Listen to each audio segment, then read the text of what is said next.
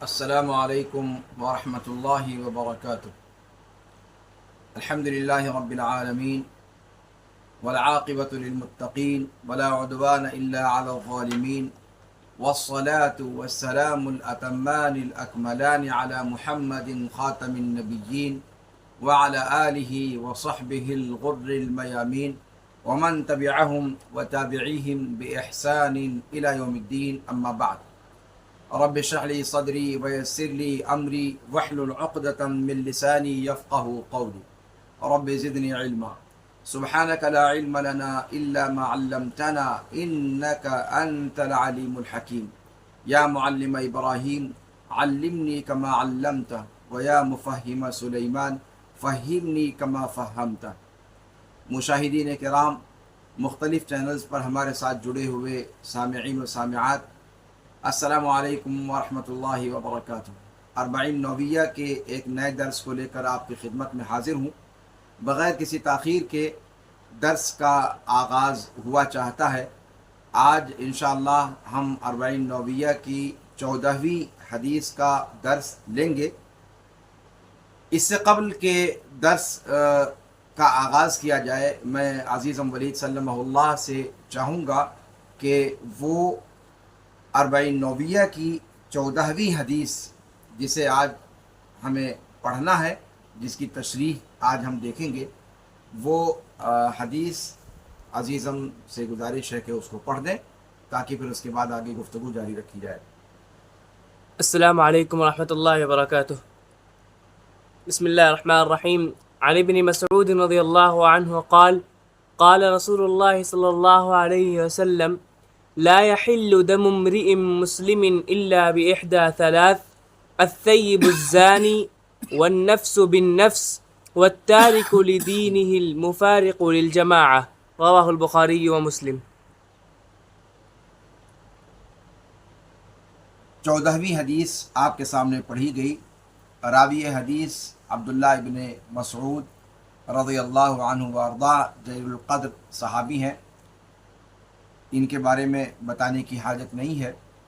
آپ جانتے ہیں کہ فقہائے صحابہ میں سے عبداللہ ابن مسعود رضی اللہ تعالیٰ عنہ کا شمار ہوتا ہے، اور صحابہ میں جو چند صحابہ کرام علماء اور فقہاء اور قراء کے طور پر مشہور تھے، ان میں عبداللہ ابن مسعود رضی اللہ تعالیٰ عنہ وارضاہ کا نام ذکر کیا جاتا ہے۔ انہی سے مروی ہے کہ اللہ کے رسول صلی اللہ علیہ وسلم نے فرمایا: لا يحل دم امرئ مسلم الا باحدى ثلاث: الثيب الزان والنفس بالنفس والتارك لدينه المفارق للجماعة۔ کہ اللہ کے رسول صلی اللہ علیہ وسلم نے فرمایا کہ کسی بھی مسلمان شخص کا خون حلال نہیں ہے مگر 3 خصلتوں میں سے کسی ایک خصلت کی وجہ سے۔ پہلی خصلت الثیب الزان، بغیر یا کے، الثیب الزان نون کے کسرہ کے ساتھ روایت آئی ہوئی ہے، اور یا کے ساتھ بھی یہ روایت آئی ہوئی ہے۔ الثیب الزانی اور الثیب الزان دونوں طرح سے یہ روایت آئی ہوئی ہے۔ الثیب الزانی یعنی وہ زناکار جو محصن ہو، جو شادی شدہ ہو۔ تو شادی شدہ زناکار، اس کا خون حلال ہے، پہلا شخص جو ہے۔ دوسرا وہ شخص النفس بالنفس، جس نے کسی جان کو قتل کیا ہو تو اس کے بدلے میں اس کا خون بھی حلال ہو جاتا ہے، نفس نفس کے بدلے میں۔ اور دین اسلام کو چھوڑ کر جماعت سے الگ ہو جانے والا، ان 3 لوگوں کا خون حلال ہے۔ اس کے علاوہ کسی کا بھی خون حلال نہیں ہے۔ اس روایت کو امام بخاری اور مسلم نے اپنی صحیح کے اندر اس کی تخریج کی ہے۔ یہاں پر اس سے پہلے کہ حدیث کی جو تفصیلی تشریح ہے ہم اس میں گھسیں، اس سے پہلے میں چاہتا ہوں کہ حدیث کے ترجمے میں جو لازمی چیزیں ہیں جن کا سمجھنا، پہلے ہم ان کو سمجھ لیتے ہیں۔ اللہ کے رسول صلی اللہ علیہ وسلم نے فرمایا لا یحل دم امرئ مسلم، لا یحل کا معنی ہوتا ہے حلال نہیں ہے، یعنی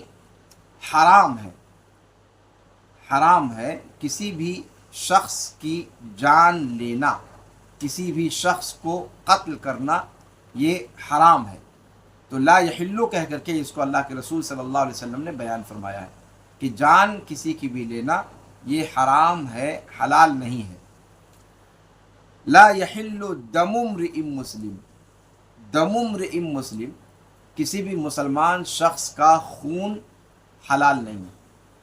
اب یہاں پر خون سے مراد کیا ہے؟ بظاہر ایسا لگتا ہے کہ کسی کا خون حلال نہیں ہے، یعنی اس کا اگر آپ نے ذرا سا بھی خون نکال دیا تو آپ نے حرام کام کر دیا۔ یہ مطلب نہیں ہے کہ کسی بھی شخص کے جسم سے ذرا سا خون اگر آپ نے نکال لیا یا خون آپ نے کچھ چبھو دیا، سوئی وغیرہ یا کوئی بھی ایسی چیز جس سے خون نکل آیا، تو خون جو ہے وہ حلال نہیں ہے۔ لا یحل دم امرئ مسلم، اس سے مراد اس کی جان لینا ہے، کسی بھی شخص کی جان لینا۔ تو یہاں پر لا یحل دم کہہ کر کے انسان کی جان کو مراد لیا گیا ہے، اور دم حلال نہیں ہے، یعنی خون کا بہانا حلال نہیں ہے۔ تو گویا یہاں پر مضاف محذوف ہے، لا یحل اراقۃ دم امرئ مسلم، کسی بھی مسلمان شخص کا خون بہانا حلال نہیں ہے۔ تو اراقہ یہاں پر مضاف محذوف ہے، جیسا کہ ملا علی قاری نے اس کی وضاحت کی ہے اور دیگر شارحین نے بھی۔ تو یہاں اراقۃ دم امرئ مسلم اصل تعبیر ہے، تو اراقہ جو مضاف ہے اس کو حذف کر دیا گیا اور مضاف الیہ کو مضاف کی جگہ پر رکھ دیا گیا، جیسا کہ نحو کا مشہور قاعدہ ہے۔ تو اب عبارت ہو گئی لا یحل دم امرئ مسلم، جبکہ اصل عبارت کیا تھی؟ لا یحل اراقۃ دم امرئ مسلم، لا یحل اراقۃ دم امرئ مسلم، کسی بھی مسلمان کا خون بہانا جائز نہیں ہے۔ اچھا، امرئ یہاں پر لفظ استعمال کیا گیا ہے، لا یحل دم امرئ،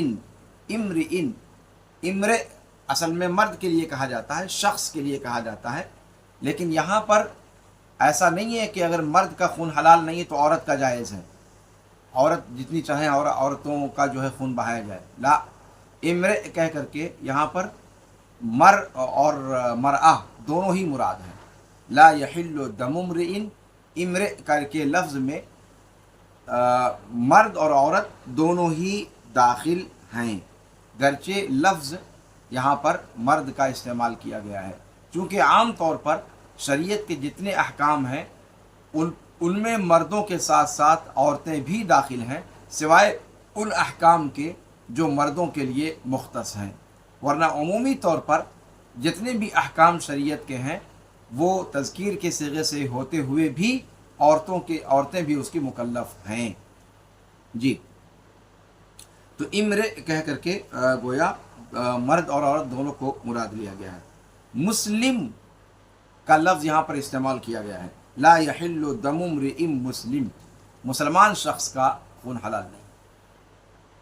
ذمی کا، معاہد کا، اس کے تعلق سے پھر علماء کے اقوال ہیں، جو اللہ کے رسول صلی اللہ علیہ وسلم کی حدیث ہے کہ کسی مسلمان کا خون حلال نہیں ہے۔ خون تو کسی کا بھی حلال نہیں ہے، لیکن بدرجہ اولا مسلمانوں کا، بدرجہ مسلم شخص کا بدرجہ اولا اس کی حرمت اور بھی زیادہ ہے اور اشخاص کے مقابلے میں۔ یہاں پر امام نووی رحمہ اللہ نے لا یحل دم امرئ مسلم الا باحدى ثلاث ذکر کیا ہے، جبکہ بخاری اور مسلم کی جو اصل روایت ہے اس میں یہاں پر کچھ اضافہ ہے، اور وہ اضافہ کیا ہے کہ لا یحل دم امرئ مسلم یشہد ان لا الہ الا اللہ وانی رسول اللہ، لا یحل دم امرئ مسلم یشہد ان لا الہ الا اللہ وانی رسول اللہ۔ یہ بخاری کی روایت میں بھی ہے، مسلم کی روایت میں بھی ہے، لیکن امام نووی نے جو الفاظ ذکر کیے ہیں 40 نوویہ میں، اس میں یہ اضافہ حذف کیا ہوا ہے۔ یہ روایت صرف متفق علیہ نہیں ہے کہ صرف بخاری مسلم ہی میں آئی ہو، یہ حدیث کی دواوین السنہ کے اندر بھی وارد ہے۔ ملا علی قاری کہتے ہیں کہ اس کو جامع الاصول میں ابن الاثیر نے نقل کیا ہے اور کہا ہے کہ رواہ اخرجہ الخمسہ، یعنی خمسہ نے اس کی تخریج کی ہے۔ تو یہ روایت صرف بخاری مسلم کے اندر ہی نہیں ہے، لیکن بخاری مسلم کے اندر جو روایت ہے اس میں لا یحل دم امرئ مسلم کے بعد مسلم کا وصف بھی ذکر کیا ہے، یشہد ان لا الہ الا اللہ وانی رسول اللہ۔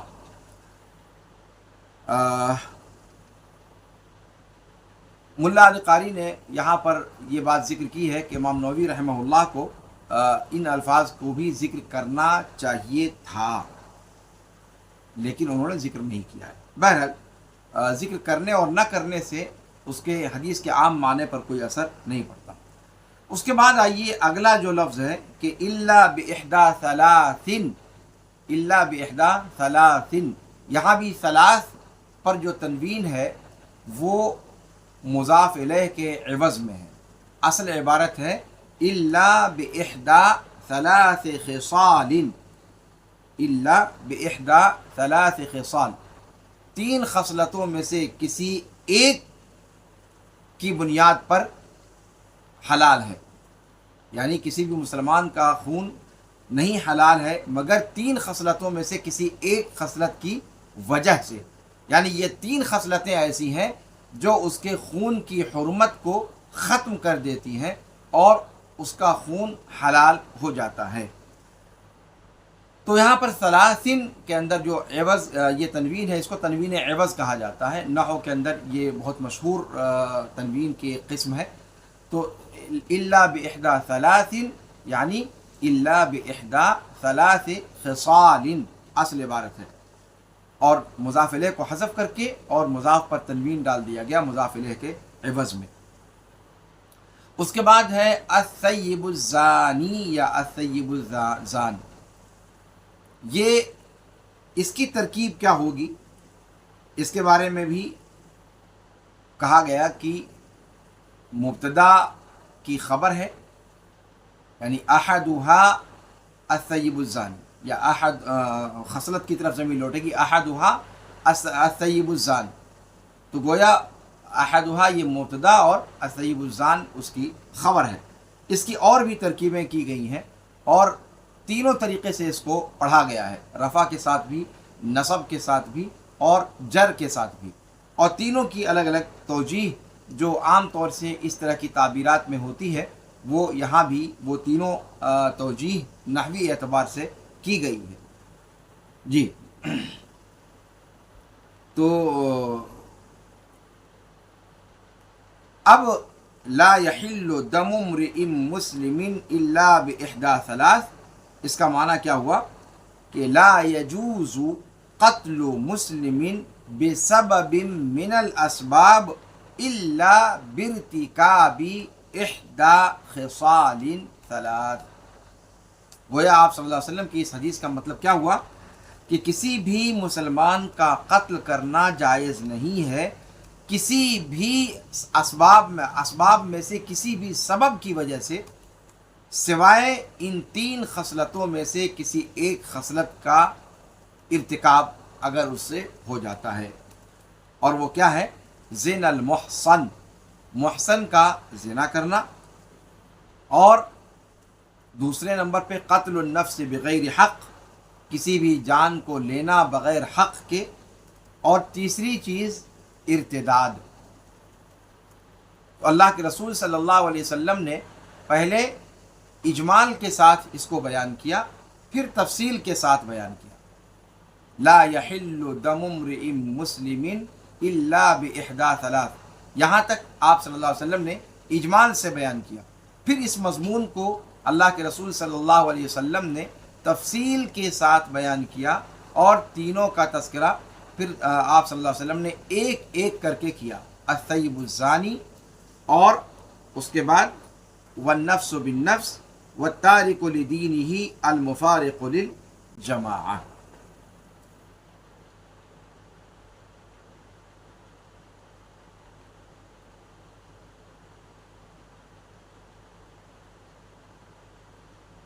جی تو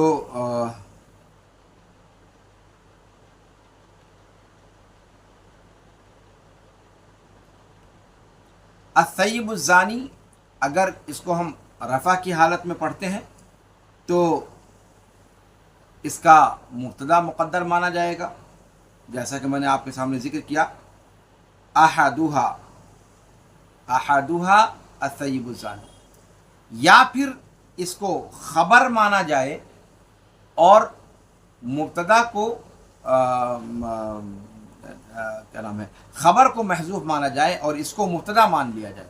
پہلی بات یہ کہا کہ اس کو خبر مانے جس کا مبتدا محذوف ہے، اور تقدیر عبارت ہے احدھا الثیب الزانی، یا پھر الثیب الزانی کو مبتدا مانا جائے اور خبر کو محذوف مانا جائے۔ دونوں حالتوں میں رفع الثیب الزانی پر رہے گا۔ تو الثیب الزانی کو اگر مبتدا مانتے ہیں تو اس کی خبر مثال کے طور پر الثیب الزانی منہا، یعنی 3 جن خصلتوں کا ذکر ہوا ہے ان میں سے ہے کون؟ الثیب الزانی، زانی محصن۔ جی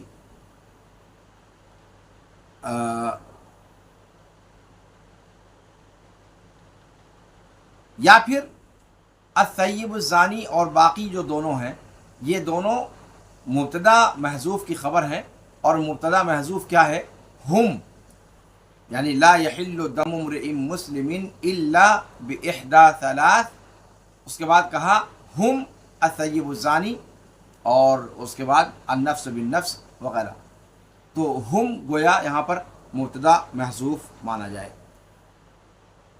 ملا علی قاری کہتے ہیں وہو الاظہر، یہی زیادہ ظاہر اور زیادہ واضح ترکیب ہے۔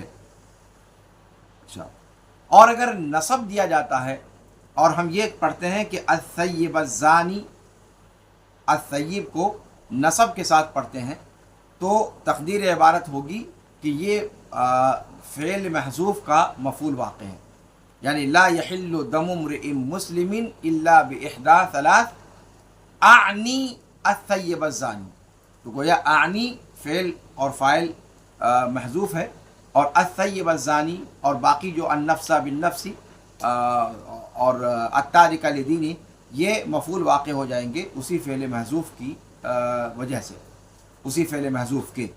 تو نصب کی تقدیر یہ ہوگی، یعنی اعنی کو محذوف مانا جائے۔ جر اگر اس پر پڑھتے ہیں الثیب الزانی اور النفس بالنفس اور التارک لدینہ، تو ایسی صورت میں ترکیب بدل کی ترکیب ہوگی، چونکہ آپ صلی اللہ علیہ وسلم نے کیا فرمایا؟ لا یحل دم امرئ مسلم الا باحدى ثلاث، اور اسی ثلاث یہ مبدل منہ ہے اور اسی سے یہ بدل واقع ہو جائیں گے، الا باحدى ثلاث الثیب الزانی والنفس بالنفس والتارک لدینہ المفارق للجماعہ۔ تو یہ ترکیب بنے گی جر کی، بدلیت کی بنیاد پر اس کو مجرور پڑھا جا سکتا ہے۔ اور امرئن کے بارے میں یہ بات آپ کو میں نے بتایا کہ امرئن کا جو لفظ ہے یہ ملا علی قاری کہتے ہیں کہ یہ اس میں جنس ہے جو مرد اور عورت دونوں کو ہی شامل ہے، لہذا تغلیب کا مسئلہ ہی نہیں رہا۔ جو عام شارحین کہتے ہیں کہ خطاب مذکر سے ہے لیکن مؤنث بھی اس میں داخل ہے، اس کی ضرورت ہی نہیں ہے سرے سے۔ ملا علی قاری کہتے ہیں کہ یہ اس میں جنس ہے، اور اس میں جنس کے اندر مذکر اور مؤنث دونوں ہی شامل ہوتے ہیں، تو اس اعتبار سے گویا اصالتاً عورتیں اس خطاب میں شامل ہیں۔ لا یحل دم امرئ مسلم کے اندر امرئ کے لفظ میں مرد اور عورت اصالتاً شامل ہے، اس لیے کہ امرئ کا لفظ ملا علی قاری کہتے ہیں کہ یہ اس میں جنس ہے۔ الزان، الثیب الزان، الزان جو ہے کہتے ہیں کہ یا کے حذف کے ساتھ تخفیفاً روایت آئی ہوئی ہے اور الثیب الزان بھی پڑھا گیا ہے، جیسے اللہ رب العالمین نے قرآن کریم کے اندر المتعال فرمایا ہے، جبکہ المتعالی اصل میں ہے وہ، تو المتعال پڑھا گیا ہے تخفیف کے لیے۔ ایسے ہی الثیب الزانی اصل ہے لیکن الثیب الزان بھی پڑھا گیا ہے، لیکن روایت میں یا کے ساتھ بھی وارد ہے. تو گویا یہ دونوں چیزیں درست ہیں. یا کے ساتھ بھی صحیح روایت آئی ہوئی ہے اور بغیر یا کی بھی روایت موجود ہے، اور دونوں کی توجیہ کی جا سکتی ہے. یا جہاں محذوف ہے وہ تخفیف کے لیے محذوف ہے، جیسے متعال کے اندر محذوف ہے، قرآن نے جو متعال کا صیغہ استعمال کیا ہے. اور سیب جو ہے، سیب کہا جاتا ہے محسن کو، یعنی ہر بالغ شخص، آزاد شخص جس نے زنا کا ارتکاب اپنی بلوغت کے بعد کیا، آزاد ہو اور نکاح صحیح سے وہ شادی شدہ ہو، نکاح صحیح سے شادی شدہ ہو.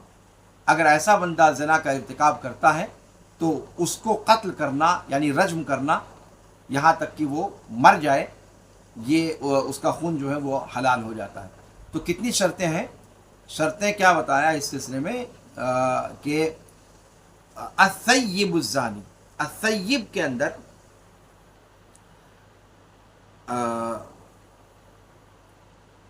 جس نے نکاح صحیح سے وطء کیا ہو، جماع کیا ہو نکاح صحیح سے. اگر کوئی شخص جماع کرتا ہے لیکن نکاح صحیح سے نہیں تو اس کو سیب نہیں کہا جائے گا. ہاں ایک مرتبہ بھی اگر اس نے جماع کر لیا نکاح صحیح سے تو پھر وہ سیب ہو جائے گا. اسی طریقے سے نکاح باطل سے جو نکاح درست نہیں ہے شرعاً، ایسے نکاح سے اگر کوئی وطء کرتا ہے تو وہ بھی سیب نہیں ہوگا. تو یعنی سیب کہلانے کے لیے دونوں چیزیں ضروری ہیں، ایک تو جماع ہو، دوسرے نکاح صحیح ہو. نکاح صحیح بھی ضروری ہے. جس نے بغیر نکاح صحیح کے وطء کیا تو وہ بکر ہی مانا جائے گا، گرچہ بار بار زنا کا ارتکاب اس نے کیا ہو. تو سیب ہونے کے لیے وطء بھی ضروری ہے اور یہ بھی ضروری ہے کہ وہ نکاح صحیح سے ہو. شرعاً نکاح جو ہے وہ ایسے نکاح سے اس نے وطء کیا ہو جو شرعاً درست ہو.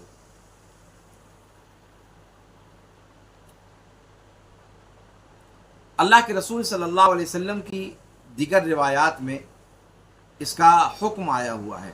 اللہ کے رسول صلی اللہ علیہ وسلم نے ایک حدیث میں فرمایا کہ الثیب بالثیب جلد 100 والرجم، کہ سیب کے بدلے میں اس کی سزا کیا ہے، 100 کوڑے اور رجم.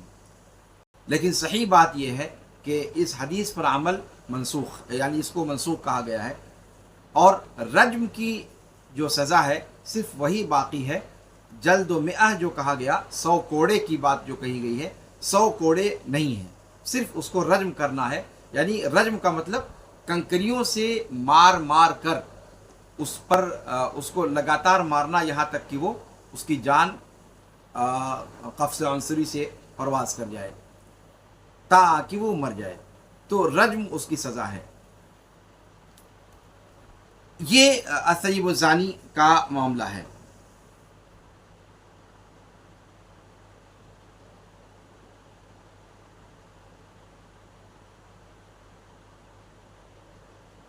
البتہ یہاں پر یہ چیز وضاحت کرنی ضروری ہے کہ الثیب الزانی کی جو سزا بتلائی گئی ہے حدیث کے اندر، اس کے خون کے حلال ہونے کی بات کہی گئی ہے اور مرنے تک اس کو رجم کرنے کی بات کہی گئی ہے.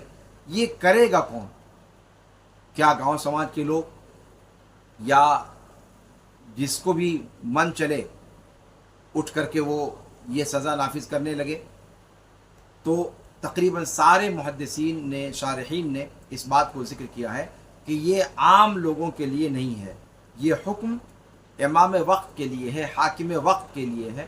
حکومت یہ سزا حکومت ہی دے سکتی ہے، فرد یا افراد اس کام کو انجام نہیں دے سکتے.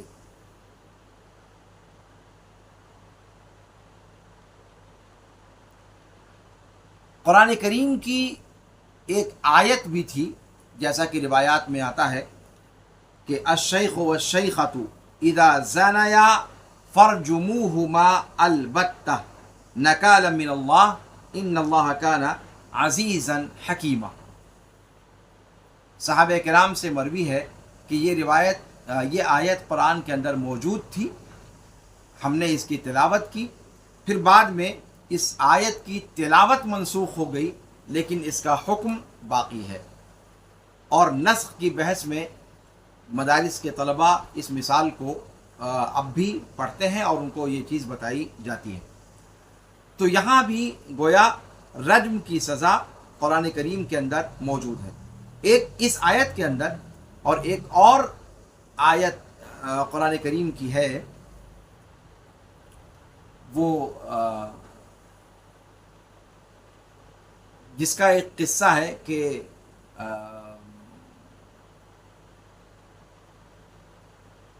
یا اہل الکتاب قد جاءکم رسولنا یبین لکم کثیرا مما کنتم تخفون من الکتاب ویعفو عن کثیر۔ اس آیت کی تفسیر میں ابن عباس رضی اللہ تعالی عنہما وارضاہما فرماتے ہیں کہ جس کا یہاں تذکرہ آیت میں کیا جا رہا ہے کہ یہود جس کو چھپاتے تھے وہ رجم ہی کی سزا ہے۔ رجم والی جو سزا ہے، یہود تورات کے اندر اس جگہ پر انگلی رکھ دیا کرتے تھے، اس کو چھپا لیا کرتے تھے۔ تو اس طریقے سے اگر اس چیز کو ابن عباس رضی اللہ عنہما وارضاہما کی اس تفسیر کو مانا جائے تو گویا رجم کا تذکرہ قرآن کے اندر ہے۔ قرآن نے اس کو کہا کہ اللہ تعالیٰ ظاہر کر رہا ہے ان چیزوں کو جس کو تم چھپاتے ہو، یعنی رجم کی سزا جسے تم چھپا رہے ہو، اللہ رب العالمین اس کو ظاہر کر رہا ہے، اور گویا وہ سزا اللہ رب العالمین نے اس سزا کو باقاعدہ پھر ذکر کیا قرآن کے اندر۔ تو فرمایا کہ یا اہل الکتاب قد جاءکم رسولنا یبین لکم کثیرا مما کنتم تخفون من الکتاب، کثیرا مما کنتم تخفون من الکتاب، گویا رسول ان چیزوں کو افشا کرنے کے لیے، ان چیزوں کو ظاہر کرنے کے لیے آئے تھے جن کو یہود اللہ کے احکام میں سے چھپاتے تھے، تو ان احکام میں سے رجم کا حکم بھی تھا۔ تو گویا رجم کا حکم قرآن کریم کے اندر دو جگہ پر آیا ہوا ہے، ایک اس آیت کی تفسیر جیسا کہ ابن عباس رضی اللہ تعالیٰ عنہما وارضاہما سے مروی ہے، اور دوسرے وہ آیت جس کی تلاوت منسوخ ہے لیکن اس کا حکم باقی ہے۔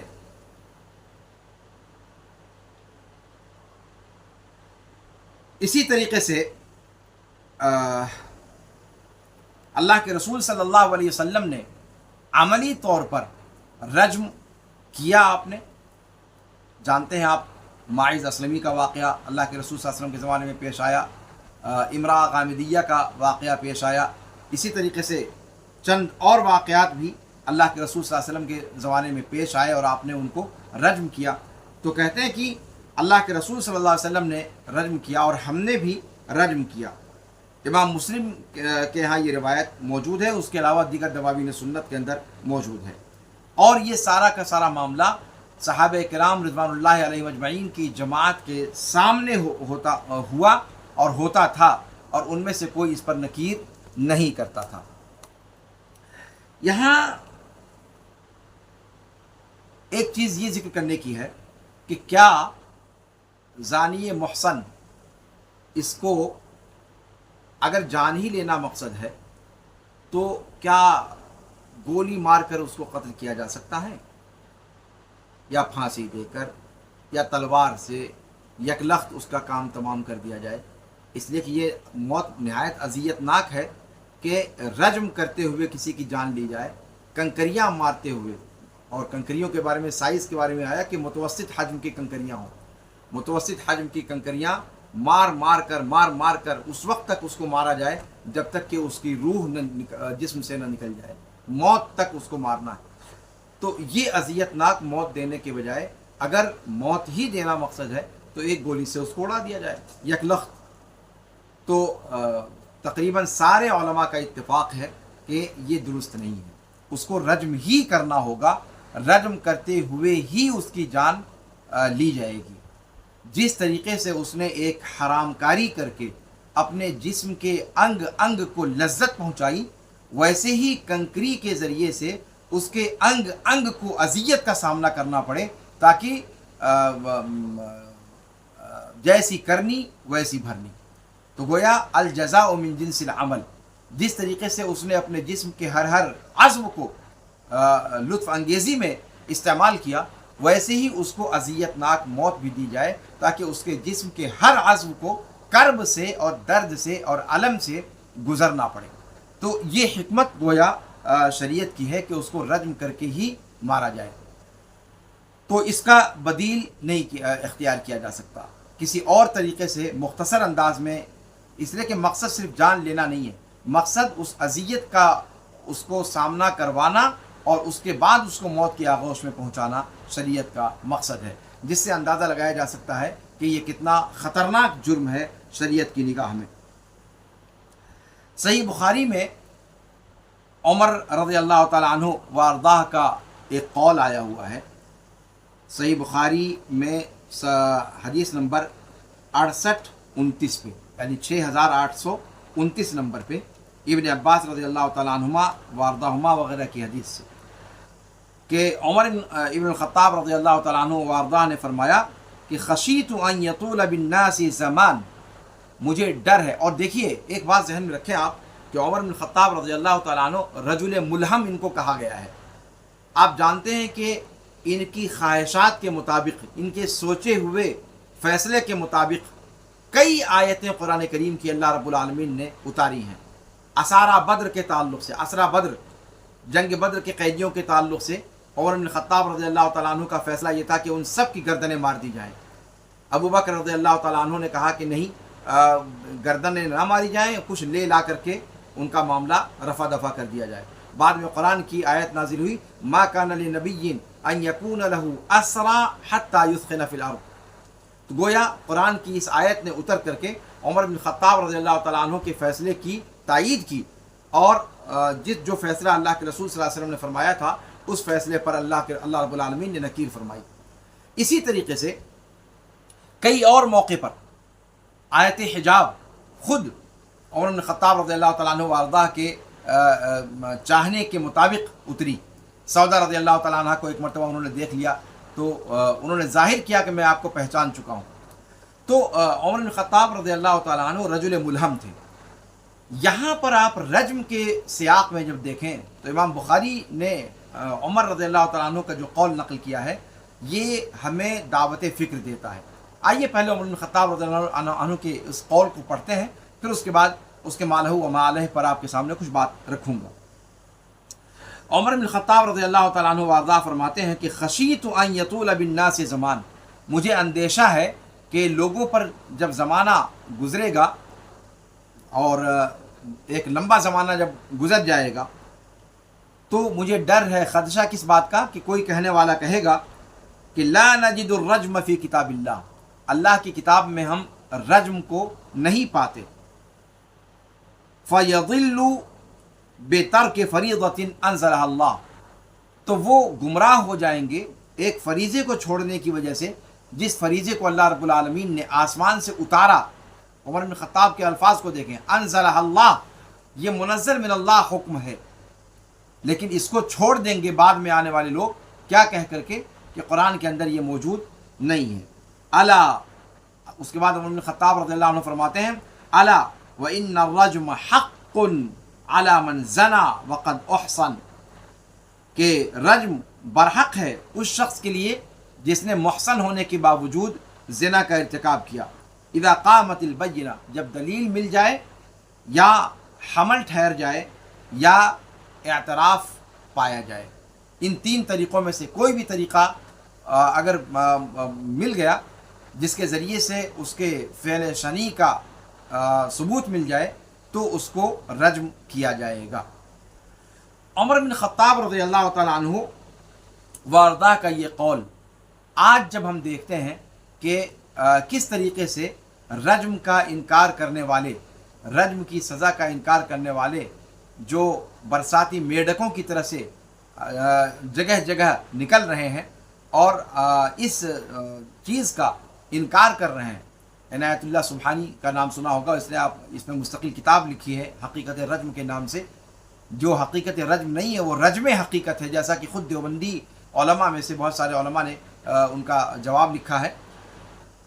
اور اس جیسے اور لوگ نام ہر ایک کا لینا مناسب نہیں ہے، لیکن یہ ایک پورا سلسلہ ہے. روشن خیال اپنے آپ کو کہنے والے جماعت اسلامی کے جو بڑے بڑے جو قادری علماء ہیں انہوں نے رجم کا انکار کیا ہے. تو رجم کا انکار کرنے والے ایسے لوگ، ان کے بارے میں گویا عمر بن الخطاب رضی اللہ تعالیٰ عنہ کو 1400 سال پہلے اندازہ تھا کہ اس طرح کے لوگ رونما ہوں گے، ایسے لوگ ظہور پذیر ہوں گے جو اس قسم کے فتنوں کو پیدا کریں گے، اور وہی آج ہم اپنی آنکھوں سے دیکھ رہے ہیں. تو اور یہ عمر بن الخطاب رضی اللہ عنہ کا قول ادھر ادھر کہیں اور نہیں، امام بخاری رحمہ اللہ کی صحیح بخاری کے اندر موجود ہے. میں نے آپ کے سامنے اس کا نمبر بھی ذکر کیا. اسی طریقے سے اللہ کے رسول صلی اللہ علیہ وسلم نے صحابہ کے سامنے رجم کیا، صحابہ نے رجم کیا، اور خلفائے راشدین میں سے عمر بن خطاب رضی اللہ عنہ سے نص آپ نے دیکھا، علی رضی اللہ تعالیٰ عنہ وارضاہ نے، انہوں نے بھی اس رجم کی سزا کو نافذ کیا، اور ان کا بھی واقعہ صحیح بخاری کے اندر موجود ہے، کما فی صحیح البخاری. اور اس کا رقم بھی آپ نوٹ کر لیں کہ صحیح بخاری میں 6812 نمبر کی روایت ہے، جس میں اس بات کا تذکرہ ہے کہ علی رضی اللہ تعالیٰ عنہ نے بھی رجم کیا. اچھا، اور صرف یہ معاملہ ایسا نہیں ہے کہ بعض صحابہ سے ثابت ہو، بلکہ اس پر لوگوں نے، محدثین نے، صحابہ کرام رضوان اللہ علیہ اجمعین اور ان کے بعد جو تابعین اور تبع تابعین ہیں ان کا اجماع نقل کیا ہے رجم کی سزا کے مشروع ہونے پر. اچھا، یہ سزا ہے الثیب الزان کی. اگر بکر ہے یا مکلف غیر محصن ہے تو اگر وہ آزاد ہے تو اس کی سزا 100 کوڑے ہیں، اور اگر غلام ہے تو اس کی سزا 50 کوڑے ہیں. اور تقریب عام کا بھی ذکر ملتا ہے، لیکن ملا علی قاری کہتے ہیں کہ ہمارے یہاں تقریب عام کی سزا نہیں ہے. اللہ کے رسول صلی اللہ علیہ وسلم نے یا اللہ رب العالمین نے یہ اتنی سخت سزا کیوں رکھی ہے اس فعل شنیع کی، کہ مطلب جن 3 لوگوں کا خون حلال قرار دیا گیا ان میں سے پہلا بندہ الثیب الزانی ہے. کیوں اس کا خون حلال کیا گیا؟ اس کے پیچھے مسئلہ کیا ہے، حکمت کیا ہے؟ ملا علی قاری کہتے ہیں کہ ثم من الحکمت فی قتل الزانی ان فی الزنا مفاسد. زنا کے اندر تو عمومی طور پر مفاسد ہیں، لیکن یہاں مسئلہ کیا ہے کہ زانی محصن ہے، یعنی زانی بھی شادی شدہ اور عورت بھی شادی شدہ، دونوں شادی شدہ ہونے کے بعد اس قسم کے جرم کا ارتکاب کر رہے ہیں، جبکہ اللہ رب العالمین نے حلال طریقہ رکھا تھا ان کو اپنی اس خواہش کے پوری کرنے کی، ان کو پوری آزادی تھی. اس کے باوجود یعنی حرام کام کی طرف جانے کے لیے ان کے پاس کوئی مبرر نہیں تھا، چونکہ شرعی طور پر اس کے پاس شوہر موجود تھا، اس کے پاس بیوی موجود تھی. تو اس طریقے سے شادی ہونے کے بعد اور مکمل صحیح نکاح ہونے کے بعد اور اپنی بیوی موجود ہونے کے باوجود اگر اس قسم کی حرکت کا کوئی ارتکاب کرتا ہے تو پھر اس کے لیے کوئی ایکسکیوز نہیں ہے. تو یہاں سے شریعت نے اس سلسلے میں سختی برتی ہے اس خاص جرم کے حوالے سے. اس میں جو مفاسد ہیں، جو خرابیاں ہیں اس کے اندر کیا کیا ہیں کہ نسب کا گڈمڈ ہو جانا. اب آپ اندازہ لگائیں نا کہ ایک عورت کسی کے عقد میں ہے اور اپنے جو شرعی شوہر ہے اس کے ساتھ بھی وہ جماع کرتی ہے اور ایک دوسرے بندے کے ساتھ بھی وہ جماع کرتی ہے. اب جو اس کی اولاد ہوگی وہ اولاد کس کی مانی جائے گی؟ آپ خود اندازہ لگائیں. یعنی یہاں پر نسب کا جنازہ نکل گیا. شرعی اعتبار سے وہ اپنے شوہر کی اولاد، اس کی اولاد جو ہے وہ شوہر کی مانی جائے گی، لیکن اس نے زنا کسی اور سے بھی کر رکھا ہے. تو اب یہاں نسب کے اندر تشکیک پیدا ہوئی، نسب کے اندر گڑبڑی پیدا ہو گئی. اور پھر اولاد کو ضائع کر دینا. اولاد وہ اس کی ہے یا اس کی ہے، اس کے چکر میں اولاد کا کے حقوق مارے جائیں گے، اور اگر اس کی چھوٹ دے دی جائے تو ہر بندہ ہر بندی پر کودتا پھرے گا، پھر انسان انسان نہ رہ کر کے بندر بن جائیں گے۔ تو کہا کہ وَوَثُوا بِكُلِّ رَجُلٍ عَلَى كُلِّ امْرَأَةٍ بِمُقْتَضَىٰ طَبْعِهِ وَهَوَىٰ، جس کو جو پسند آ جائے وہ اس پر کود پڑے گا۔ تو اس طریقے سے پورا جو شرعی نظام ہے وہ پورے کا پورا جو سماجی جو ایک بندھن ہے وہ بندھن پوری طرح سے ڈسٹرب ہو جائے گا، اور فتنے پیدا ہوں گے، مخلوقات کے درمیان لڑائیاں شروع ہو جائیں گی، اور انسان کی صف سے نکل کر چوپایوں اور بہائم کی صف میں شامل ہو جائے گا، جانوروں کی طرح سے انسان ہو جائے گا جن کے پاس انسانیت نام کی کوئی چیز باقی نہیں بچے گی۔ تو یہاں سے اس جرم کی اتنی سنگین سزا رکھی گئی ہے۔ یہاں پر شارحین نے ایک قضیہ اور اٹھایا ہے کہ یہ تو مسئلہ ہو گیا اگر کوئی ثیب زانی ہے، اگر لواطت کا معاملہ ہے، اگر آج کل کی جو صورتحال ہے اس میں باقاعدہ آپ جانتے ہیں کہ بہت سارے ممالک میں شرعیت کا درجہ دے دیا گیا ہے اور قانونی درجہ دے دیا گیا ہے اس چیز کو کہ مرد مرد سے تعلقات قائم کر سکتے ہیں، عورتیں عورتوں سے تعلقات قائم کر سکتی ہیں، لیسبینز کے معاملات ہیں، گے کے معاملات ہیں، اور یہ سارے کے سارے معاملات یہ آج کل کے جو نوجوان یا نوجوانی کی عمر سے کی دہلیز پر پہنچنے سے پہلے ہمارے بچے اور ہماری بچیاں ان چیزوں سے آگاہ ہو جاتی ہیں، جس طریقے سے انٹرنیٹ کی وجہ سے اور جو اباحیت زدہ یا اباحیت پر مبنی جو مسلسلات ہیں، جو ڈرامے ہیں، جو سیریلز ہیں، ان کے ذریعے سے ان چیزوں کو جان جاتے ہیں۔ تو ایسی صورت میں اس طرح کی چیزوں پر توجہ کی بہت شدید ضرورت ہے۔ اگر معاملہ لواطت کا ہے تو اس کے بارے میں کیا حکم ہے؟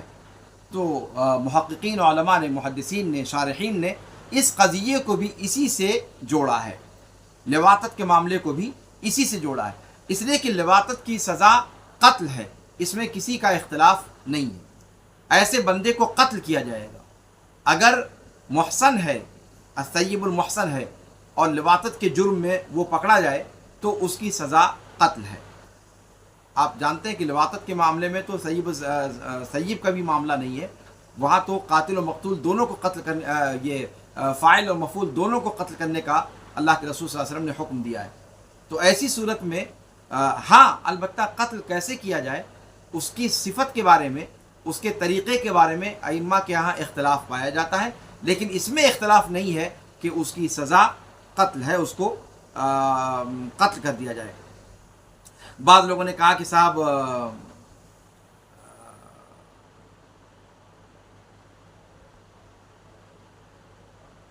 اس کی تفصیل ذکر کی گئی ہے جو فقہ کی کتابیں ہیں اس میں، کہ لواطت کے تعلق سے کس طریقے سے علماء کرام نے اس کی صفت کو بیان کرنے میں اختلاف کیا ہے، لیکن اس میں اختلاف نہیں ہے کہ قاتل یہ فاعل و مفعول دونوں کو قتل کر دیا جائے گا۔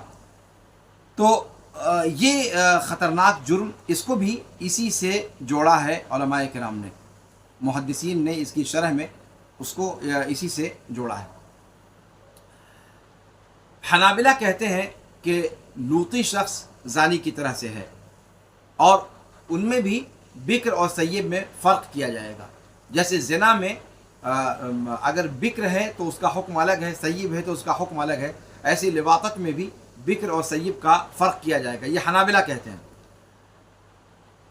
اور دیگر علماء عام طور سے اہل علم کا قول یہ ہے، اور صحابہ کرام کی ایک بڑی جماعت کا قول یہ ہے کہ مطلقاً قتل کر دیا جائے گا، خواہ وہ ثیب ہو خواہ وہ زانی ہو، خواہ وہ بکر ہو اور خواہ ثیب ہو۔ بلکہ بعض اہل علم نے صحابہ کرام رضوان اللہ علیہم اجمعین سے اس پر اتفاق نقل کیا ہے، یعنی اجماع ہے اس پر کہ حتمی طور پر اس کو قتل کیا جائے گا۔ قتل کی کیفیت میں ان کا اختلاف ہے کہ کیا بعض نے کہا کہ اس کو آگ سے جلا کر کے مار دیا جائے گا، آگ کی نظر آتش کر دیا جائے گا، تڑپ تڑپ کر کے وہ جلتا ہوا اپنی جان دے، بعض لوگوں نے یہ کہا۔ بعض لوگوں نے قتل کی صفت یہ بیان کی ہے کہ تلوار سے اس کو قتل کر دیا جائے۔ بعض لوگوں نے کہا کہ جیسے سیب الزانی کو رجم کر کے مارا جاتا ہے، ایسے لوطی عمل کرنے والے دونوں کو، فاعل اور مفعول دونوں کو کیا کیا جائے، رجم کر دیا جائے۔ کسی نے کہا کہ نہیں، اس کو لے جایا جائے کسی اونچی جگہ پر اور پہاڑ سے ان کو دھکا لگا کر کے گرا دیا جائے تاکہ اس سے گر کر کے وہ مر جائے، جیسے قوم لوط کو کے ساتھ اللہ رب العالمین نے کیا تھا کہ فرشتوں نے ان کی پوری بستی کو اٹھا لیا تھا اور جبریل اتنی اونچائی پر لے گئے تھے کہ ان بستی والوں کے کتوں کی آواز آسمان کے فرشتوں نے، آسمان والوں نے سنی اور پھر اس کو پلٹ کر کے زمین پر ڈال دیا۔ آج بھی بحر میت اس بستی کی یادگار کے طور پر اللہ رب العالمین نے اس بستی کو نشان عبرت بنا کر کے رکھا۔ تو قتل کی صفت میں اختلاف ہے، لیکن اس میں صحابہ کرام کا اجماع نقل کیا گیا ہے، تقریباً اتفاق نقل کیا گیا ہے کہ قتل کرنے میں اور اس میں کسی تفریق کے بغیر، یعنی زنا میں تو تفریق ہے کہ بکر اور سیب کا معاملہ الگ الگ ہو سکتا ہے، لیکن لواطت میں اس تفریق کو ملحوظ خاطر نہیں رکھا گیا ہے، مطلق اس کی سزا قتل بیان کی گئی ہے صحابہ کرام رضوان اللہ علیہم اجمعین کے زمانے سے۔ کہتے ہیں کہ شیخ عبد الکریم الخضیر حفظہ اللہ کہتے ہیں کہ مقصود یہ ہے، خلاصہ یہ ہے کہ ان کے اسالیب بدل رہے ہیں، ان کے اسالیب، قتل کرنے کے اسالیب کے بارے میں ان کا اختلاف پایا جاتا ہے، لیکن اس بات میں ان کا اتفاق ہے کہ ایسے بندے کو اور ایسے لواطت کا معاملہ بیان کیا جا رہا ہے کہ فاعل و مفعول دونوں کو قتل کر دیا جائے گا۔ اللہ کے رسول صلی اللہ علیہ وسلم کی صریح روایت موجود ہونے کی وجہ سے کہ من وجدتموہ یعمل عمل قوم لوط فاقتلوا الفاعل والمفعول به، کہ جنہیں بھی تم پاؤ کہ قوم لوط کا عمل کر رہا ہے تو فاعل اور مفعول بھی دونوں کی گردنیں اڑا دو، دونوں کو قتل کر دو۔ یہاں پر تفریق نہیں کی اللہ کے رسول صلی اللہ علیہ وسلم نے کہ بکر ہو یا سیب ہو۔ البتہ ابو حنیفہ رحمہ اللہ نے اس مسئلے میں یہ کہا ہے کہ لواطت کی سزا تعزیر ہے، حد نہیں ہے یہاں پر۔ بہرحال تو یہ لواطت کا مسئلہ ہو گیا جس کو اسی سے علماء کرام نے جوڑا ہے۔ اس کے بعد اللہ کے رسول صلی اللہ علیہ وسلم نے جو دوسرا بیان کیا ہے کہ جس کی وجہ سے جس کا خون حلال ہوتا ہے وہ ہے النفس بالنفس، النفس بالنفس، یعنی جس نے کسی کی جان لی ہے جواباً اس کی بھی جان لی جائے گی۔ لیکن یہاں بھی یہ چیز ذہن میں رکھیں آپ کہ یہ حق ہر کس و ناکس کو نہیں دیا گیا ہے کہ اگر کسی نے قتل کیا ہے تو آپ اس کے بدلے میں جا کر کے اس کو مار ڈالیں۔ اگر آپ ایسا کرتے ہیں اور آپ سمجھتے ہیں کہ آپ نے شریعت پہ عمل کیا ہے تو حقیقت میں ملا علی قاری نے اپنی تشریح میں اس میں لکھا ہے کہ اگر کوئی بندہ کسی کو اس لیے جان سے مارتا ہے کہ اس نے کسی اور کی جان لی ہے اور وہ یہ سمجھتا ہے کہ النفس بالنفس جو قرآن نے کہا ہے وہ اس پر عمل کر رہا ہے تو وہ بھی واجب القتل ہے، وہ بھی واجب القتل ہے، اس لیے کہ یہ جو سزائیں نافذ کرنے کا کی جو اتھارٹی ہے وہ حکومت کو ہے، وہ افراد کو نہیں دی گئی ہے۔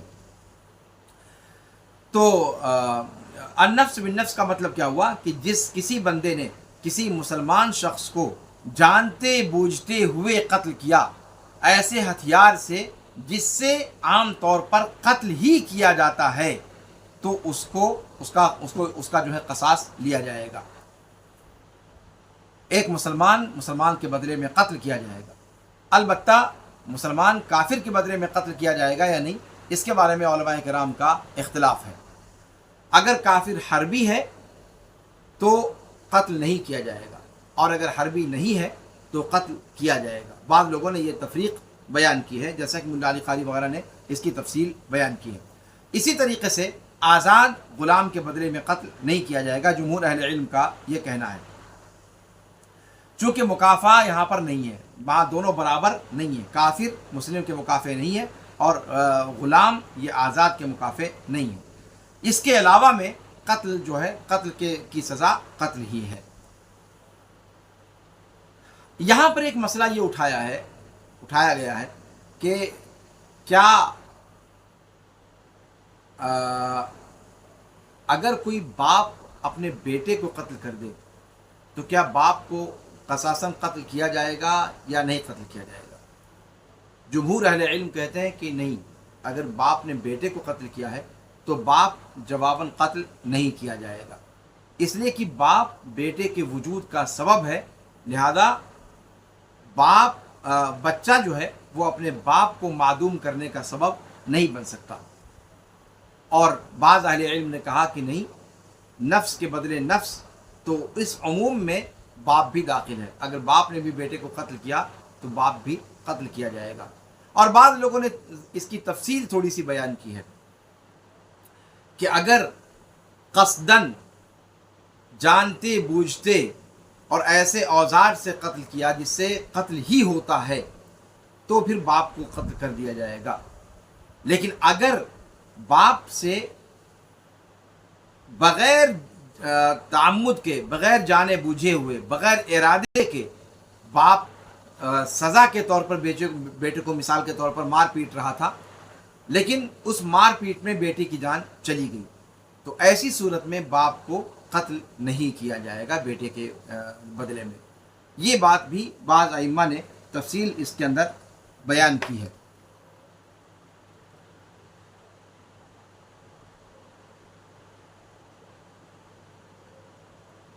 اس سلسلے میں اصل قرآن کریم کی وہ آیت ہے کہ وَكَتَبْنَا عَلَيْهِمْ أَنَّ النَّفْسَ بِالنَّفْسِ وَالْعَيْنَ بِالْعَيْنِ وَالْأَنْفَ بِالْأَنْفِ وَالْأُذُنَ بِالْأُذُنِ وَالسِّنَّ بِالسِّنِّ وَالْجُرُوحَ قِصَاص، یہی اس سلسلے میں اصل ہے۔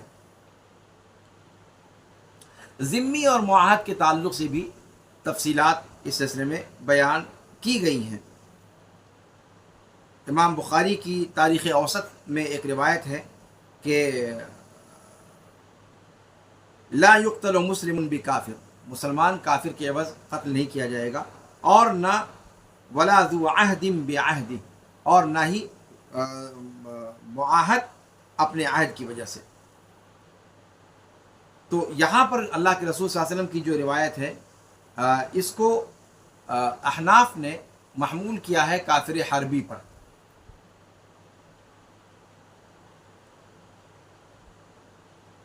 اچھا، یہاں پر ایک چیز اور ہے کہ اگر قتل کسی عورت نے کیا ہے یا کسی مرد نے کیا ہے تو کیا اس سے فرق پڑتا ہے؟ کہا گیا کہ اس معاملے میں کوئی فرق نہیں پڑتا کہ قتل کرنے والا مرد ہے یا قتل کرنے والی عورت ہے، یہاں پر عورت اور مرد میں کوئی تفریق نہیں ہے۔ عورت کے بدلے میں مرد کو بھی مارا جائے گا، اور مرد کے بدلے میں عورت کو بھی مارا جائے گا، اس سلسلے میں کوئی تفریق مذکر اور مؤنث کی نہیں ہے۔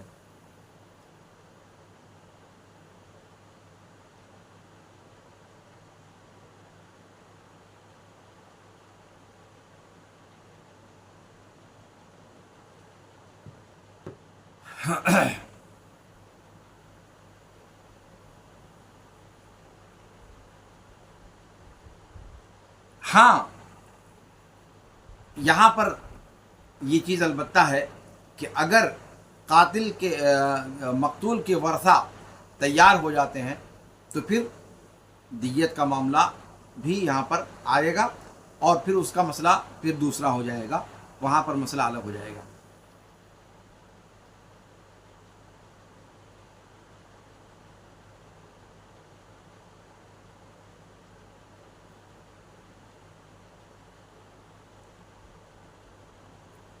اچھا، اس کے بعد اللہ کے رسول صلی اللہ علیہ وسلم نے فرمایا کہ وَالتَّارِكُ لِدِينِهِ الْمُفَارِقُ لِلْجَمَاعَةِ، یعنی التارک لدینہ، یہ لفظ تو عام ہے کہ اپنے دین کو چھوڑنے والا، یعنی کوئی بھی شخص کسی بھی دین کو چھوڑ کر کسی دوسرے دین میں جائے تو اس کی سزا قتل ہے، لیکن معاملہ ایسا نہیں ہے۔ یہاں پر مراد کیا ہے؟ دین سے مراد، جیسا کہ بعض روایات میں نام آیا ہے کہ اسلام کو چھوڑنے والا، اسلام کو چھوڑنے والا اور جماعت سے اپنے آپ کو الگ کر لینے والا، یہ شخص مراد ہے، یعنی مرتد جس کو ہم شرعی اصطلاح میں کہتے ہیں۔ اللہ کے رسول صلی اللہ علیہ وسلم نے فرمایا کہ من بدل دینہ فاقتلوہ، جو اپنے دین کو بدل دے یعنی مرتد ہو جائے اسے قتل کر دو۔ اور یہاں پر من یہ عام ہے، چاہے مرد ہو یا عورت ہو۔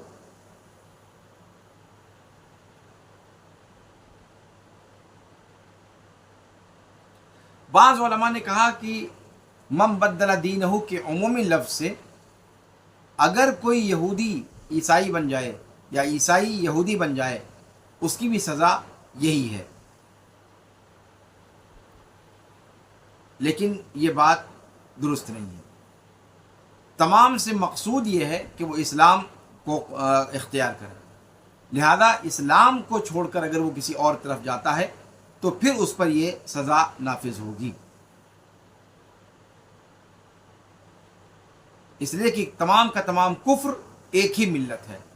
اور اب جو یہودیت یا عیسائیت یا نصرانیت جس کو آج کہا جاتا ہے یہ اپنی اصل شکل میں باقی نہیں ہے کہ ان کو وہ حکم دیا جائے جو اسلام کا حکم ہے. کسی بھی جزوی طور پر بھی اس کو اس میں شامل کیا جائے یہ مناسب یا درست نہیں ہے. تو الکفر ملت واحدہ جو لوگ کہتے ہیں ان کے نزدیک یہاں کوئی فرق نہیں پڑے گا کہ معاملہ کہاں ہے کیسے ہے.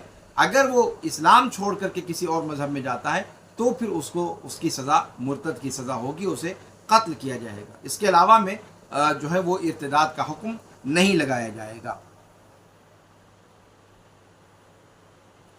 لیکن امام ابو حنیفہ رحمہ اللہ کے یہاں اس سلسلے میں ذرا سا اختلاف ہے. انہوں نے کہا کہ اگر ارتداد عورت کا ہو, اگر عورت مسلمان سے پھر وہ کسی اور مذہب کو اختیار کر لیتی ہے, مرتد ہو جاتی ہے, تو عورت کو قتل نہیں کیا جائے گا. اور ابو حنیفہ رحمہ اللہ کا یہ قول کس بنیاد پر ہے؟ وہ عمومی قول جو اللہ کے رسول صلی اللہ علیہ وسلم نے جنگوں کے متعلق بتایا ہے کہ بچوں کو اور عورتوں کو قتل نہ کیا جائے, اس سے استدلال کرتے ہوئے انہوں نے کہا کہ عورت اگر ہے تو اسے قتل نہیں کیا جائے گا. لیکن یہاں پر اللہ کے رسول صلی اللہ علیہ وسلم کے جو الفاظ ہیں من بدل دینہ, جس نے بھی دین اسلام چھوڑ کر کوئی اور دین اختیار کیا, فقتلوہ, اس عموم میں عورت اور مرد سبھی شامل ہیں.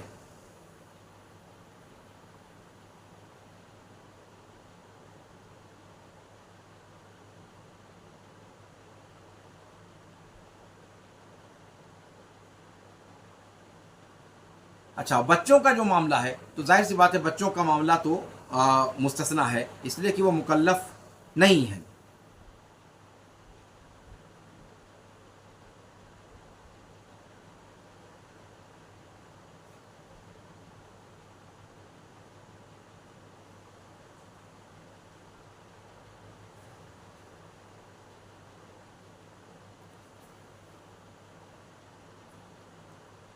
المفارق للجماع, اس کے اندر جو دو الفاظ, دو صفت اللہ کے رسول صلی اللہ علیہ وسلم نے مرتد کی بتائی ہے. التارک لدینہ المفارق للجماع. المفارق للجماع, جماعت کی شریعت اسلام کے اندر بے انتہا اہمیت ہے.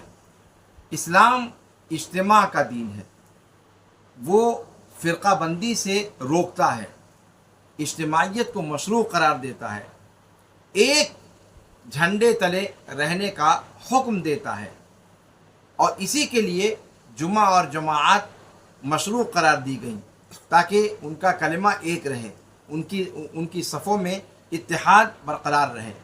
اسی لیے ایک مسجد میں دو جماعتوں کو کرنے سے منع کیا گیا. ایک وقت میں دو جماعت نہیں کی جا سکتی, بلکہ ایک حکومت قائم ہو جانے کے بعد اگر کوئی دوسرا بندہ اپنے آپ کو حاکم بنانے کے لیے بیعت لینا شروع کرتا ہے تو اللہ کے رسول صلی اللہ علیہ وسلم نے صراحت کے ساتھ کہا ہے کہ اس دوسرے بندے کو قتل کر دو. واضح الفاظ میں اللہ کے رسول صلی اللہ علیہ وسلم نے تعدیب کا صیغہ نہیں استعمال کیا, بلکہ دوسرا جو کھڑا ہو رہا ہے اس کو قتل کر دو, اس لیے کہ وہ جماعت کے کلمے کو منتشر اور متفرق کرنا چاہتا ہے. تو شریعت اسلامیہ نے اس پر بہت زیادہ زور دیا ہے, اور یہ ارتداد کا شکار بندہ یہ جماعت کے اتحاد کو, جماعت کے شیرازے کو منتشر کرنے کا سبب بن رہا ہے. یہی سے استدلال کیا ہے علماء نے کہ حاکم وقت کے خلاف اگر کوئی بغاوت کرتا ہے تو اس کی سزا قتل ہے. جو بندہ بیعت سے باہر نکلتا ہے اس سے قتال کیا جائے گا, اور اس کو نصیحت کی جائے گی. اگر نصیحت قبول کرتا ہے تو ٹھیک ہے, ورنہ اس سے باقاعدہ اس کی جان لے لی جائے گی.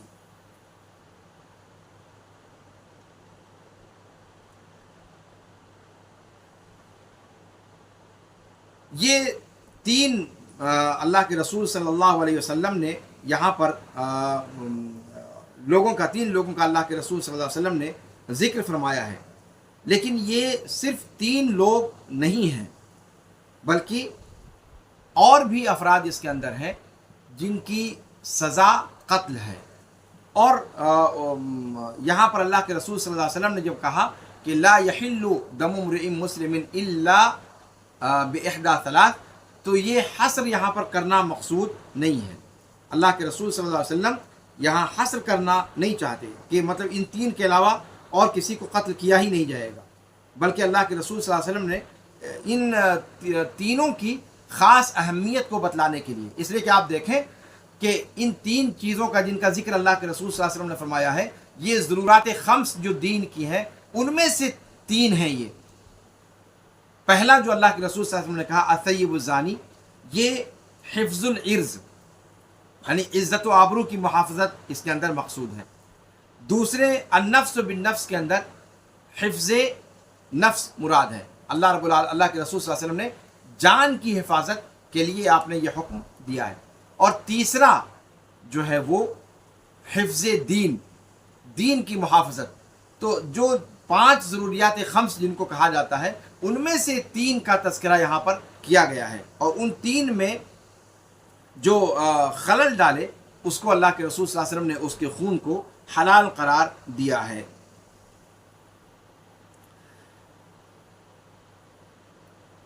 عزت و آبرو کی محافظت، جان کی محافظت اور دین کی محافظت، یہ تین چیزیں اس حدیث سے سمجھ میں آتی ہیں کہ ان تین پر کوئی سودے بازی نہیں کی جا سکتی، اور ان تین کے تعلق سے کسی بھی قسم کے کھلواڑ کو برداشت نہیں کیا جا سکتا۔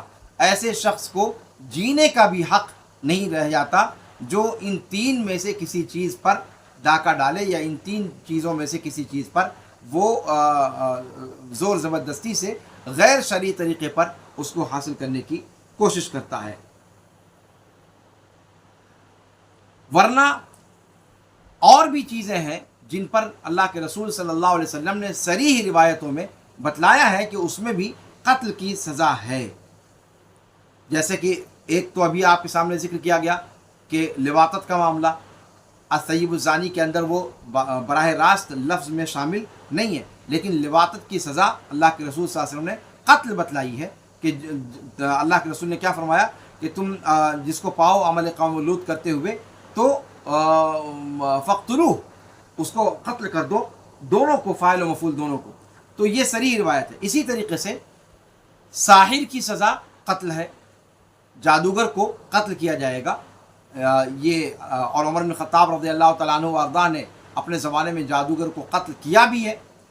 اسی طریقے سے اگر کوئی شرابی ہے، آپ جانتے ہیں کہ شراب پر حد ہے، لیکن شراب پر حد ایک مرتبہ، دو مرتبہ، تین مرتبہ، چوتھی مرتبہ اگر پکڑا جائے تو شارب خمر کی بھی سزا قتل ہے، اس کو بھی قتل کر دیا جائے گا۔ تو ان تمام چیزوں سے، ان تفصیلات سے پتہ چلا کہ یہاں جو تین لوگوں کا ذکر کیا گیا ہے کہ صرف تین بنیادوں پر خون حلال ہوتا ہے، یہ ان تینوں کی حرمت کو یا مزید حرمت کو یا ان کی عظمت کو بتانے کے لیے ہے، یہ نہیں کہ اس کے علاوہ کسی اور سزا پر قتل کیا ہی نہیں جائے گا، یہ مقصود یہاں پر نہیں ہے۔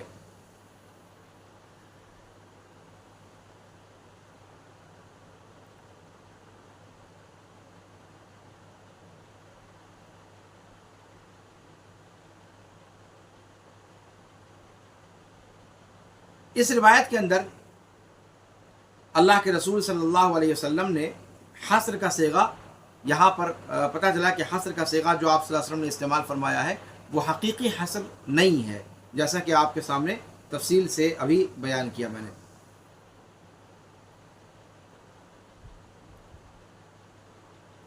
اسی طریقے سے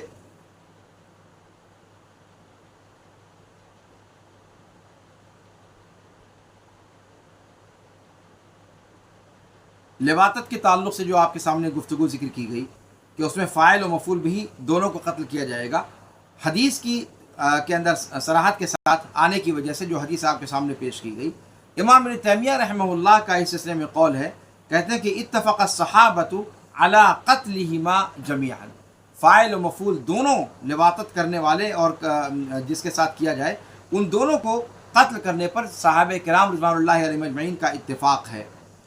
ولیکن تنوعوا فی صفت القتل، لیکن قتل کیسے کیا جائے اس کے سلسلے میں ان کی رائیں الگ الگ ہیں۔ اسی طریقے سے اور بھی وہ لوگ جن کی سزا اللہ کے رسول صلی اللہ علیہ وسلم نے بتلائی ہے کہ قتل کیا جائے گا، جیسے کوئی محارم سے زنا کر لے، محارم سے اگر کوئی زنا کر لے، اللہ کے رسول صلی اللہ علیہ وسلم نے اللہ کے رسول صلی اللہ علیہ وسلم سے روایت بیان کی گئی ہے کہ انہ قتل من تزوج بامرأۃ ابیہ، جس نے اپنے باپ کی بیوی سے نکاح کیا، اللہ کے رسول صلی اللہ علیہ وسلم نے اس کو قتل کر دیا۔ تو یہاں پر آپ دیکھیں کہ چونکہ وہ محارم میں سے ہے، اپنے باپ کی بیوی سے نکاح کرنا جائز نہیں ہے، تو اگر کوئی اس سے جمع کرتا ہے تو اس کی بھی سزا قتل ہے۔ باپ کی بیوی کہا گیا، ماں نہیں کہا گیا، اس لیے کہ آپ یہ واضح کرنے کے لیے کہ اپنی سگی ماں کا معاملہ نہیں ہے، یعنی اپنی سوتیلی ماں، یعنی اگر باپ نے کسی عورت سے نکاح کر لیا تو اولاد کے اوپر وہ عورت حرام ہو جاتی ہے، تو یہاں سے وہ عورت ہمیشہ کے لیے اس کے اوپر حرام ہو جاتی ہے۔ اب اس عورت سے اگر وہ جمع کرتا ہے تو اس کی سزا قتل ہے۔ اسی طرح جادوگر کے بارے میں آپ کے سامنے بیان کیا، جندب رضی اللہ عنہ وارضاہ سے مرفوعاً روایت ہے کہ حد الساحر ضربۃ بالسیف، کہ ساحر کی حد کیا ہے؟ تلوار سے اس کی گردن اڑا دینا ہے۔ اور یہ روایت مرفوعاً موقوفاً دونوں بیان کی گئی ہے، موقوفاً یہ روایت زیادہ صحیح ہے۔ اسی طریقے سے اللہ کے رسول صلی اللہ علیہ وسلم نے فرمایا کہ امام مسلم کے ہاں یہ روایت موجود ہے کہ اذا بویع لخلیفتین فاقتلوا الآخر منہما، اگر دو خلیفہ کے لیے ایک ساتھ، آپ دیکھ رہے ہیں کہ دو خلیفہ کے لیے بیعتیں لی جا رہی ہیں، تو وہ خلیفہ جو بعد میں بیعت کے لیے کھڑا ہوا ہے اس کو قتل کر دو۔ اللہ کے رسول صلی اللہ علیہ وسلم نے واضح طور پر اس کا حکم دیا۔ اسی طریقے سے مسلم کی ایک اور روایت میں اللہ کے رسول صلی اللہ علیہ وسلم نے فرمایا کہ من اتاکم وامرکم جمیع علی رجل واحد، کہ جو تمہارے پاس آئے اس حال میں کہ تمہارا معاملہ ایک شخص پر متفق ہے، فاراد ان یشق عصاکم، اور وہ تمہارے درمیان تفریق پیدا کرنا چاہتا ہے یا تمہاری جماعت کو منتشر کرنا چاہتا ہے، فاقتلوہ، تو اسے قتل کر دو۔ تو اور بھی خصلتیں ہیں گویا ان تین خصلتوں کے علاوہ جن میں سزا قتل کی رکھی گئی ہے، لیکن ان تین کا تذکرہ کیا گیا ہے ان کی خاص حرمت کی وجہ سے، ان کی عظمت کی وجہ سے۔ تو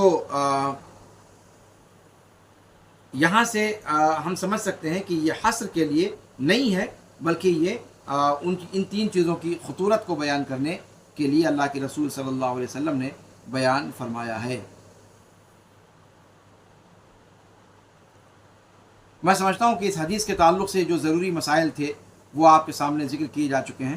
اللہ رب العالمین سے دعا ہے کہ اللہ رب العالمین ہمیں حدیث اور قرآن کا صحیح فہم عطا فرمائے، اور اللہ رب العالمین ہمیں ہر قسم کی معصیتوں سے اپنے حفظ و امان میں رکھے۔